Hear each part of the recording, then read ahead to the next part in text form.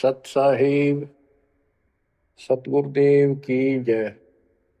बंदी छोड़ कबीर साहिब जी की जय। बंदी छोड़ गरीबदास जी महाराज जी की जय। स्वामी राम देवानंद जी गुरु महाराज जी की जय हो।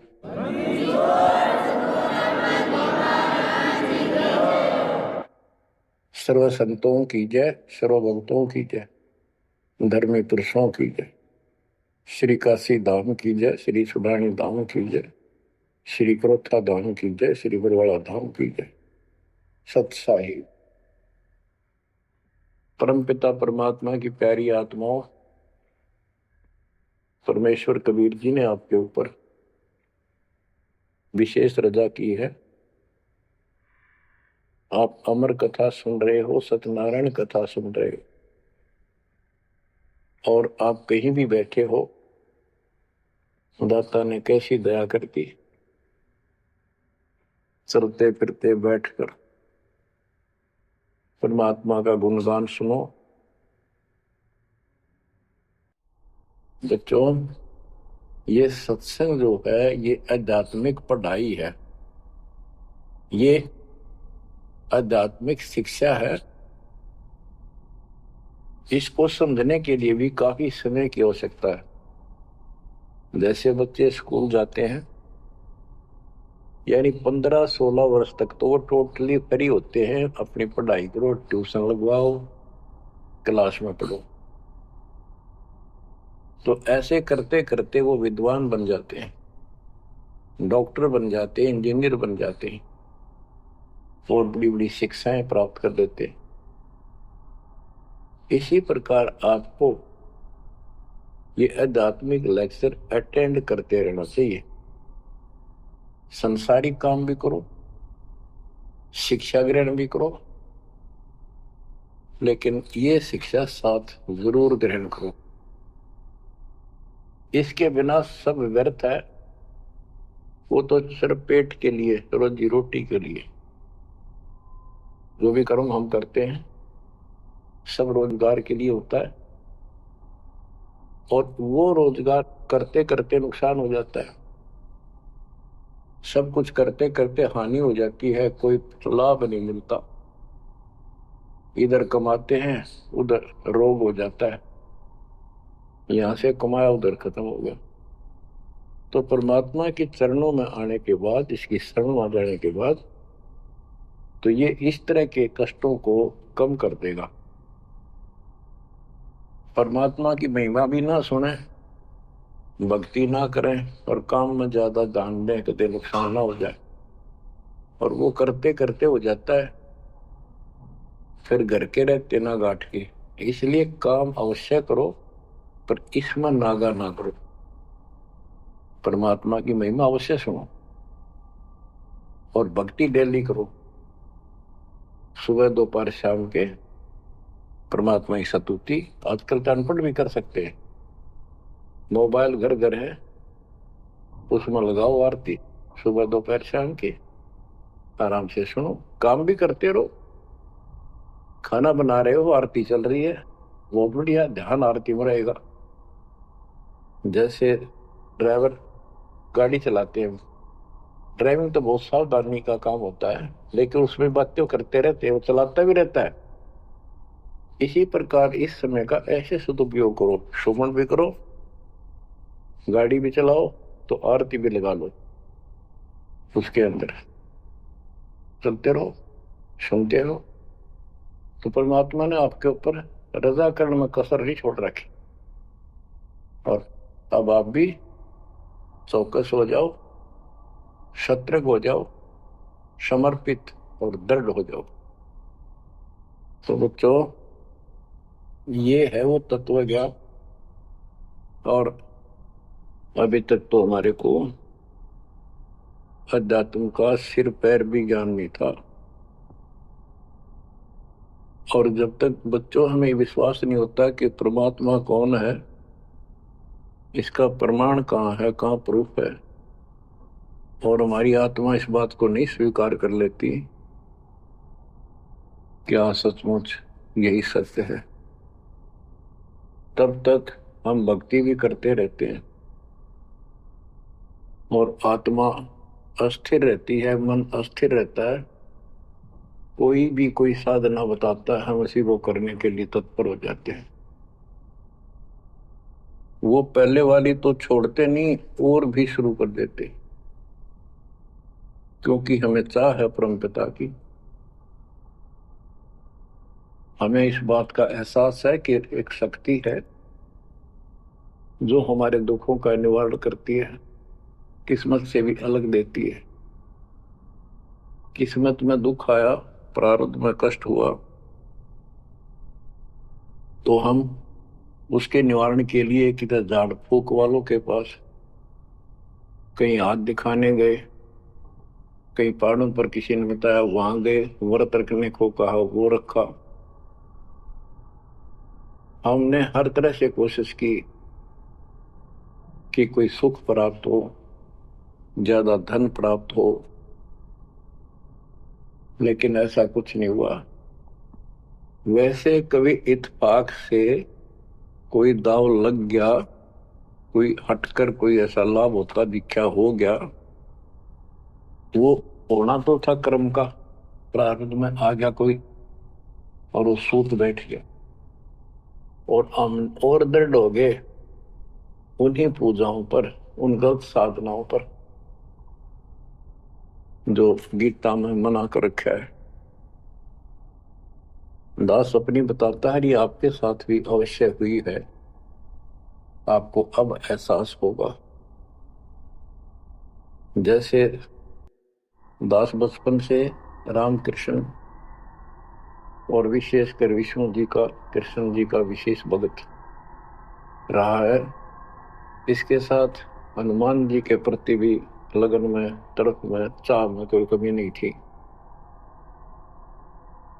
इस कारण से मंगलवार का व्रत रखना, किसी ने बता दिया कि सालासर एक स्थान है जहां पर हनुमान जी का बहुत प्रसिद्ध मंदिर है और वहां जाने से सारे सुख हो जाते हैं। तो दास सिरसा सर्विस करता था, हरियाणा का एक शहर है, पंजाब से सटा हुआ डिस्ट्रिक्ट है। वहां से पता चला तो दास बैठ के ट्रेन में सालासर पहुंचा, शुरू उतरा, वहां से अन्य साधनों से वहां एक छोटा सा गांव सालासर, वहां एक छोटा सा मंदिर और उसमें एक पत्थर की मूर्ति, उसकी शक्ल भी ठीक सी को हनुमान का वो आइडिया लगाया जाता। उस समय यह सन 1978 की बात है, ऐसा कोई वहां पर ज्यादा भीड़ नहीं होती थी, हम सुबह आराम से दर्शन कर लेते थे। हद से हद 500-400 आदमी जाते थे। फिर देखते देखते 10 साल में वहां पर टेढ़ी मेढ़ी लाइन बनने लगी, यानी 4-4 घंटे में नंबर आने लग गया। और उस दौरान जैसे भी कोई राहत मिली, जैसे सर्विस लगी, पढ़ते थे, पास होते चले गए, हनुमान जी और श्री कृष्ण की जय जयकार, हम पढ़ते थे, पास होते चले गए। तो ये श्रेय अपने इष्ट देवों को मानते थे जो एक से अनेक थे, श्री विष्णु भगवान, कृष्ण जी, श्री राम जी और हनुमान जी, शंकर भगवान जी। यानी शंकर भगवान जी को पीछे नहीं रखते थे, और ये बता रखा था अगर माँ की भक्ति नहीं करनी, इसको विशेष ध्यान नहीं देते थे इसके ऊपर। फिर भी पास हुए, सर्विस लगी, पुत्र प्राप्त हुआ, फिर संतान होती चली गई, और इतनी खुशी हुई कि सारा कुछ हनुमान जी ने, श्री कृष्ण जी ने, विष्णु जी ने कर दिया। और ये देख रहा है दास के जो कबीर नास्तिक है उनके भी सुख हो रहे थे।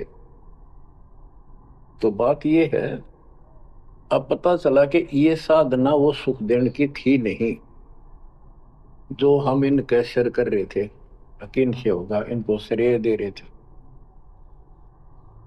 तो बच्चों, कबीर पीछे लग गया जाऊं था मैं लोक वेद के साथ, मार्ग में सतगुरु मिले, दीपक ले दिया हाथ।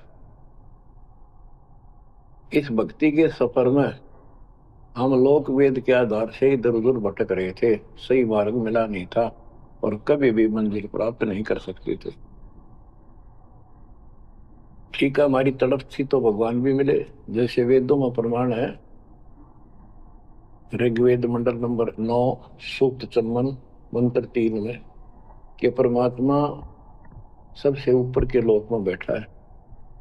फिर ऋग्वेद मंडल नंबर 9 सूक्त 82 1 2 3 में, ऋग्वेद मंडल नंबर 9 सूक्त 86 के 26 27 में, ऋग्वेद मंडल नंबर 9 सूक्त 96 के 16 से 20 तक, ऋग्वेद मंडल नंबर 9 सूक्त 94 का मंत्र 2, 95 का मंत्र नंबर 1। इन सब में मिलाकर एक निष्कर्ष निकलता है कि परमात्मा ऊपर से गति करके आते हैं और यह अच्छी आत्माओं को मिलते हैं। एक कविता काव्यनों यानी लोकोक्तियों, शब्दों, वाणियों, साखियों के माध्यम से अध्यात्म ज्ञान अपने मुख कमल से बोलकर सुनाते हैं, और वो एक कवि की तरह आचरण करते हुए वर्जम घूमते फिरते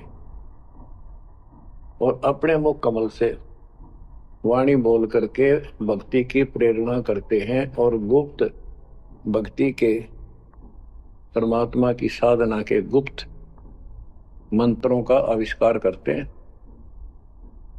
जैसे गरीबदास जी ने बताया है, कबीर साहब बताते हैं, गरीब सोहम शब्द हम जग में लाए, सार शब्द हमने गुप्त छिपाए।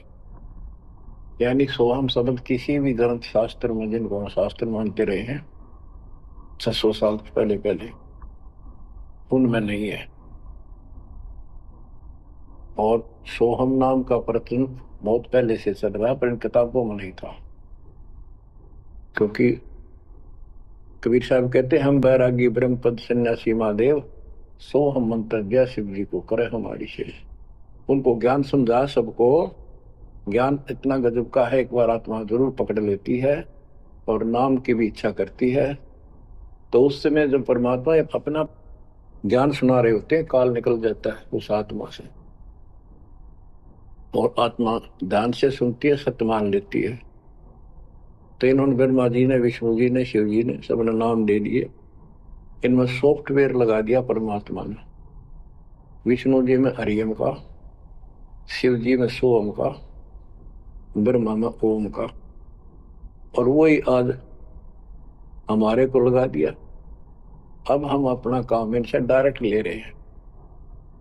तो कहने का भाव ये है कि जिस समय परमात्मा अपना ज्ञान सुनाते हैं, काल भाग जाता है, परमात्मा के वहां से आते ही काल प्रवेश कर जाता है, उनकी बुद्धि को फेर देता है। इसी कारण से दोबारा इन्होंने परमात्मा की वाणी सुने नहीं, विचार नहीं सुना, और ये धोखा खा गई। हमने भी बहुत बार धोखा खा लिया, संकों बार हम ये कष्ट उठा चुके और ये धोखा खा चुके हैं। तो अपने भगवान को छोड़कर इन बकवादा बड़े रहे। मानुष जन्म पाएकर खोवे, सतगुर विमुखा युग युग रोए। बच्चों, गरीब सतगुर संगत छोड़कर लाख वर्ष जप कीन, इंद्रिय क्रम ना मोक्ष होए, अरे काल के आदि। जैसे आपको बार बार समझाया जाता है कि सतगुरु से विमुख होने के बाद हम आज से 600 वर्ष पहले परमात्मा से विमुख हुए थे। उसके बाद हम पता नहीं किन किन धर्मों में जन्मे, कभी भक्ति की कभी ना की। भक्ति करते थे, वह भक्ति ही नहीं थी, लेकिन मालिक फिर भी हमें उन प्रत्येक मानव शरीर में मिले हैं और सच्ची राह दिखाई है। हमने कुछ दिन की साधना अवश्य की है, फिर छोड़ दी, और जिसके कारण परमात्मा हमें चार्ज कर गए। उस चार्जिंग के कारण आज तक आपके हृदय में मालिक की चाह और भक्ति की तरफ बनी हुई थी और मनुष्य जीवन मिलते रहे, क्योंकि हम 600 साल पहले गुरुद्रोही नहीं हुए थे, सतगुरु विमुख हो गए थे। सतगुरु विमुखा युग युग रोआ, मानुष जन्म पाकर खोए। एक उदाहरण देता हूं। एक राबी नाम की लड़की, जिसको राबिया भी कहा, मुसलमान धर्म में जन्मी, वो पिछले सतयुग से मालिक के उनके साथ लगे थे अपनी बेटी को अपनी आत्मा के। गरीबदास जी ने बताया है कि कबीर साहब बताते हैं, दो दिन मेरी शरण है, यानी एक बार किसी युग में चाहे वो 10 दिन भी नाम ले ले फिर छोड़ दिया वो, मालिक उसको अपने खाते में लिखता है। और फिर उसको धीरे धीरे धीरे धीरे देखो, अपने पिता को देखो हमारे लिए कितना कष्ट उठा रहे, उसको धीरे धीरे चार्ज करते रहते हैं, चार्ज करते रहते हैं, भक्ति की तरफ जन्म जन्मांतर बढ़ाते रहते हैं। उसी कर्म अनुसार उसी क्रिया में वो लड़की आत्मा शराबी बनी हुई थी, मुसलमान घर में जन्म था, 12-13 साल की बेटी थी, भेड़ बकरियां चरा रही थी।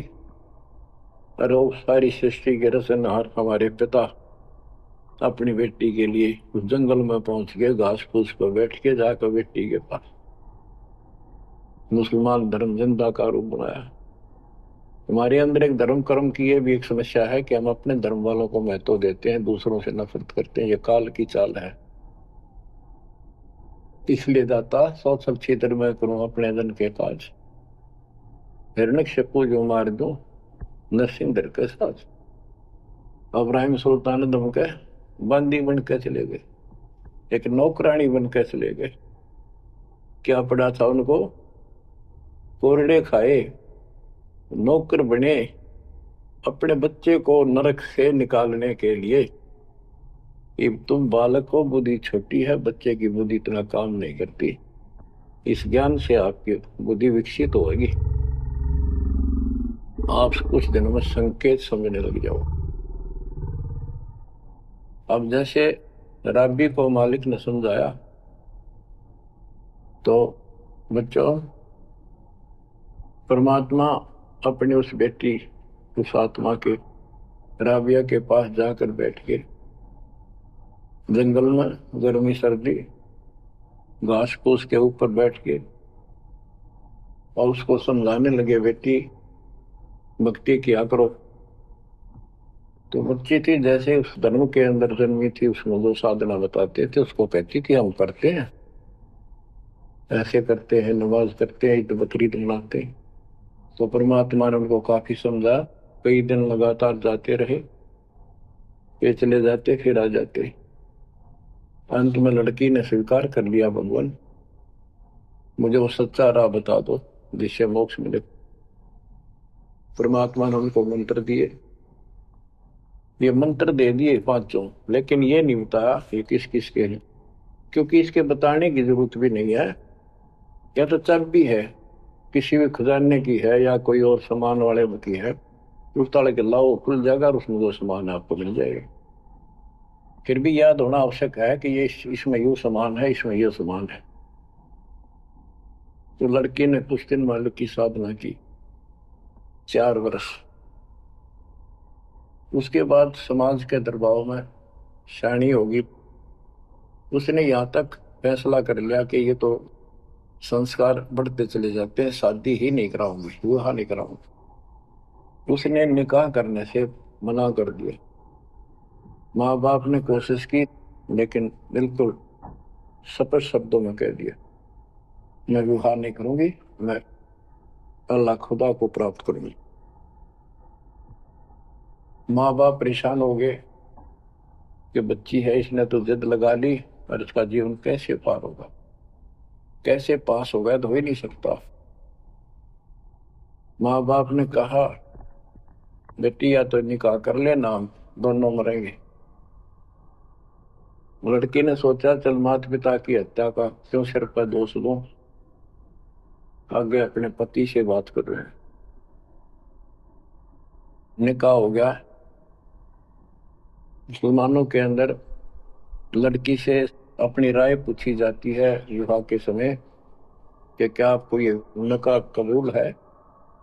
लड़की यस कर देती है तो विवाह होता है, न तो नहीं होता। ये स्वतंत्रता बेटी को है। उसने यस कर दी, विवाह होगा। उनका पति बहुत बड़ा अधिकारी था, अफसर था, साहब था। मुसलमानों में एक से अधिक विवाह भी हो जाते हैं, सामान्य बात है। तो उसने यही विचार किया था कि तो शादी और कर लेगा, वहां दबाव बनाऊंगी ना तो मर जाऊंगी, और क्या इलाज है। तो उसने अपने पति से अपना उद्देश्य बता दिया, मैं भक्ति करना चाहती हूँ, मेरी कतई तमन्ना नहीं है कोई शादी और बच्चे पैदा करने की। यदि आप मेरे साथ जबरदस्ती करोगे तो मैं सुसाइड करूंगी। उनका पति भगवान से डरने वाला मुसलमान था, वास्तव मुसलमान था। उसने कहा, राबिया, आपने निकाह कबूल क्यों किया, ये बता। उसने कहा कि मेरी मजबूरी थी, मेरे माता पिता मर जाते, मैं वो दोष नहीं लेना चाहती थी, उनका भी काम बन गया। कि आप बताओ आपका क्या इरादा है। मेरा फाइनल है, या तो मौत या अपनी भक्ति करूंगे। इतना दृढ़ विश्वास देखकर उसने कहा कि राबिया कोई बात नहीं, आप भक्ति करो, मैं अल्लाह के मार्ग में बात नहीं बन सकता, मैं भी भगवान से डरने वाला हूँ। लेकिन जैसे आपकी लोक लाज के कारण आपके पिता की समस्या प्रबल थी, इसी प्रकार समाज हमारा भी है, लोक लाज हमें भी है। आप मेरी दृष्टि में, मेरी तरफ से तो मेरी सिस्टर होगी, समाज की दृष्टि में मेरी वाइफ बनकर रहना होगा। वो बोली मुझे मंजूर है। उसके लिए अलग व्यवस्था कर दी, अपनी भक्ति कर, किसी चीज की कमी नहीं आने देंगे। उसने अपनी और शादियां कर ली। अब वो 50 साल की होगी, सब देखा कि ये तो बिल्कुल देवी का रूप है, पलक भी उठाकर नहीं देखती। ये पिछले संस्कार थे, वो बैटरी चार्ज थी, उसमें चाह थी, आगे बैटरी लगी नहीं है, धीरे धीरे नष्ट होगी। या रोड मारा काल मारी, ये बहुत बड़ा षड्यंत्र है। सतगुरु कबीर साहब ने इसको कोई खोल नहीं सकता, इसे बचा भी नहीं सकता। इसलिए सतगुरु की शरण नहीं छोड़नी चाहिए। उसने अपने पति, जो संसारिक दृष्टि के पति से कहा कि मैं हज करने जाना चाहती हूँ। उसके पति ने कहा, बहुत खुशी की बात है, मुझे पुण्य मिलेगा आपके सहयोग में, और कोई व्यवस्था ऊंट घोड़े की करवा देता हूँ, उस पर आराम से बैठ कर जाइए। बोली नहीं, मैं पैदल जाऊंगी, क्योंकि ये आस्था हमारी भगवान के प्रति अहंकार में नहीं, ऐसे जावा तो और बढ़िया है, ये वो शुरू से धारणा है। उसमें साधन भी नहीं होते थे, ऊंट घोड़े होते थे, रेगिस्तान में ऊंट ही चलते थे। वो बोली नहीं, मैं पैदल जाऊंगी। राबिया पैदल जा रही थी, रास्ते में कुआं था, उसमें बाल्टी और रस्सा नहीं था। एक कुतिया वहां पर बहुत बुरी तरह रो रही थी, कभी कुएं की तरफ जा रही थी, राबिया के चरणों की तरफ आ रही थी। वो समझ गई कि प्यासी है और साथ में बच्चा है, मरेगी, बच्चे भी मरेंगे। आओ देखा ना ताओ देखा, दया बिना दरवेश कसाई। वो दरवेश थी, संत थी, दयालु थी, असली मुसलमान थी। उसने अपने बाल पाड़े सिर के, रस्सी बनाई लंबी, वो 100 फुट नीचे पानी होता था, और फिर अपने कपड़े निकाल कर शरीर के उसके बांध कर नीचे भिगो के बाहर टपकाए, निचौड़े एक मटके के टूटे हुए पात्र में। कुतिया ने जी भर का पानी पिया, और लड़की ने अपने जो सिर के बाल पड़े, थोड़ा बहुत खून निकला था, रक्त, ब्लड को साफ किया, कपड़े पहन लिए, मक्का के लिए चलने लगी। वो मक्का उठ के कुएं के साथ आकर खड़ा हो गया। लड़की ने तो जाना ही मक्का में था, एकदम प्रवेश कर गई। उधर इब्राहिम सुल्तान आदम की पहले बॉडी में वो आत्मा गई हुई थी, क्योंकि परमात्मा उनको भी प्रेरित करते हुए आ रहे थे। जो इब्राहिम सुल्तान आदम बाद में सम्मान बना, तो जिनको ये ज्ञान हो जाता था, वो अपने धार्मिक मेलों में जरूर जाते थे औरों को समझाने के लिए। तो इब्राहिम सुल्तान आदम वाली आत्मा वहां गई हुई थी, लोगों में चर्चा हुई, वे मक्का गया कहाँ। हद होगी, मंदिर ही नहीं है यहाँ पर। तब अब्राहिम सुल्तान अदम कहता है, गरीबदास जी बताते हैं, सुल्तान अदम मक्के गया, मक्का नहीं मकान, गया रांड के लेन को कह अदम सुल्तान। लोग बोले रे क्या बोल रहा था, फिर इतने में वो मक्का वापस आ जाता है। और उसमें से राबिया निकली, राबिया देखी, लोग भाग कर प्रवेश किया, देखा तो एक राबिया एक लड़की, उसने अपना परिचय दिया। पूरे मुसलमान समाज में ये बात फैल गई, चर्चा का विषय बना कि भक्ति हो तो राबी जैसी, भक्ति हो तो राबी जैसी, जिसके लिए मक्का उड़ कर चला गया जहाज के समान, एयरप्लेन के समान। तो वह हज के लिए गए हुए व्यक्ति अब्राहिम सुल्तान से बोले, अरे भले आदमी, तो एक देवी को क्या कह रहा था, गारंड के लेने को, कह तुम सुल्तान एक निकमी आत्मा को ये मक्का लेने गया है। तेरा तो भाई दिमाग खराब हो गया, इसी देवी के बारे में ऐसे शब्द बोले, तुझे पाप लगेगा, दोजख में जाएगा। तब उसने उनको बताया, ये कभी आत्मा इसके लिए आए थे, इसको वहां मिले थे ऐसे ऐसे, और इसने वो सत भक्ति छोड़ दी, क्योंकि परमात्मा साधु रूप में कहीं प्रकट हो जाते, ये उनका एक नियम है, अच्छी आत्माओं को मिलते रहते हैं। तो अब्राहिम सुल्तान वाली आत्मा को बताया था कि ऐसे एक राबी नाम की बेटी है, उसको भी मैंने ज्ञान दिया, पर नालायक ने वो भक्ति छोड़ दी, दुख पाओगे। तो उसने बताया कि इसको सत भक्ति मिली थी, डरे डोना ही है यार, उस पिछली साधना के कारण ये सब कुछ हो रहा है। परंतु उन लोगों के अवन में कहाँ समाने वाली थी ये बात, दो अक्षरों में। उस जीवन को पूरा करके वो लड़की, वो आत्मा अगले जन्म में बांसुरी नाम की लड़की बनी, जन्म हुआ, धार्मिक शब्द सुनाया करती थी, बड़ी परमर्थ की प्रेरणा थी, उसमें भी अनमर्द नहीं। और यहाँ तक विचार कर लिया कि ये सुना है मक्के में जो मरता है वो सीधा जन्नत में जाता है, स्वर्ग में। तो इससे बड़ी अवसर कहाँ मिलेगा, अगर दोस्ता होगी। मक्के में अपनी गर्दन काट दी और चढ़ा दी, सब जगह ये चर्चा होगी, भाई बांसुरी तो जन्नत में जाएगी, सीधे दरवाजे खुले। अब बताओ, वो तो लोकवेद था, तत्व ज्ञान क्या कहते हैं। उसके बाद वो लड़की अगले जन्म में फिर लड़की रूप में जन्मी, युवा होकर वैश्या का जीवन दिया, सारा गंदे कर्म, एक भी अच्छी सोच नहीं थी, छोड़ दिए कर्म काल में।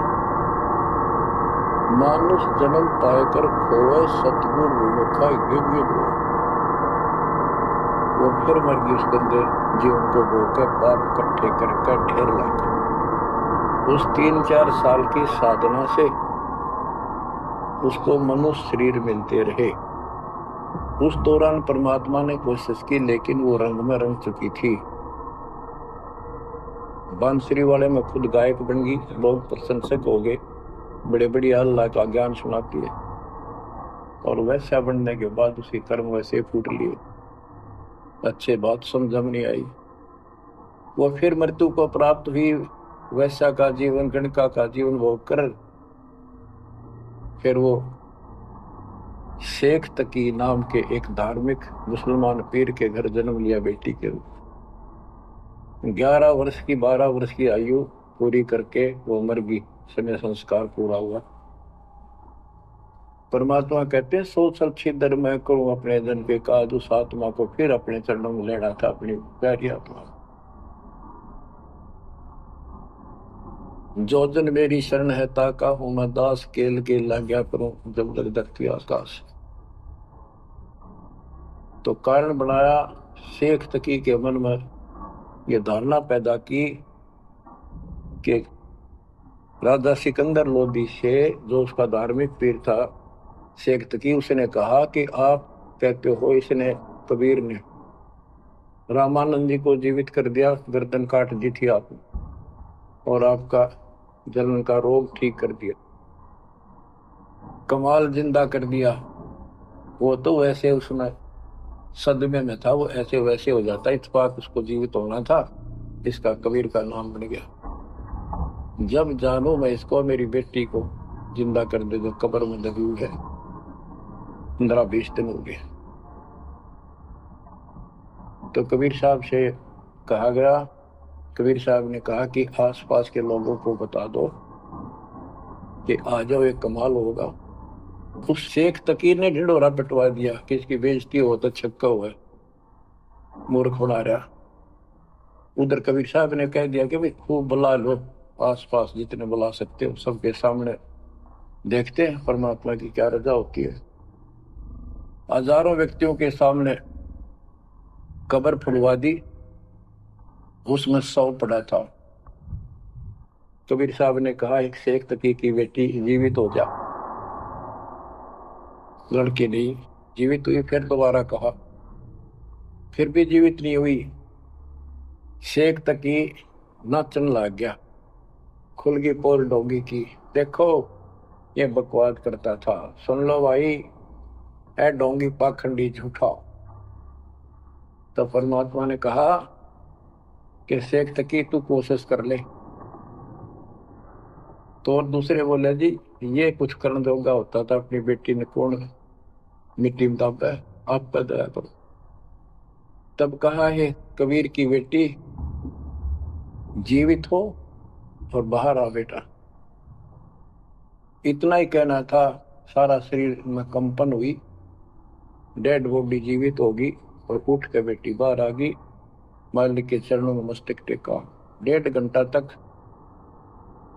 अपनी पिछली गलतियां और कबीर भगवान की समर्थता सबके सामने बताई और कहा कि ऐसे ऐसे मुझे भगवान मिले थे अल्लाह, ये खुद अल्लाह अकबर हैं, पूरी सृष्टि के रचने वाले, सबके दुख दूर करने वाले।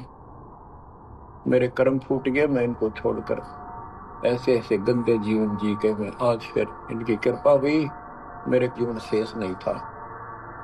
पशु पक्षी बनने वाली लाइन में खड़ी थी, ये परमात्मा वहां पहुंचे और धर्मराज के दरबार में मुझे पेश किया। वहां से मेरे कागज निकाल दिए और मुझे साथ लेकर यहाँ के छोड़ा।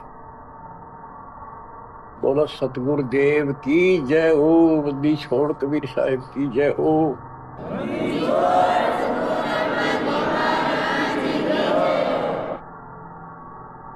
तो कबीर साहब ने कहा बेटी जा अपने पिता के साथ, शेख तकी के साथ। तो बेटी बोली मुझे अपना पिता मिल गया, अपना मालिक मिल गया, इस कर मेरा संस्कार इतना ही था। आप मेरे पिता हो, सारी सृष्टि के मालिक हो, मैं तो आपके साथ रहूं। अपने गुरु के मैं संग संग होली, अपने गुरु के मैं संग संग होली, सखेरे मोहे नेक न आई लाज, आज मोहे गुरु दर से दिखाए। बच्चों यह बात तो बनेगी ऐसे ही।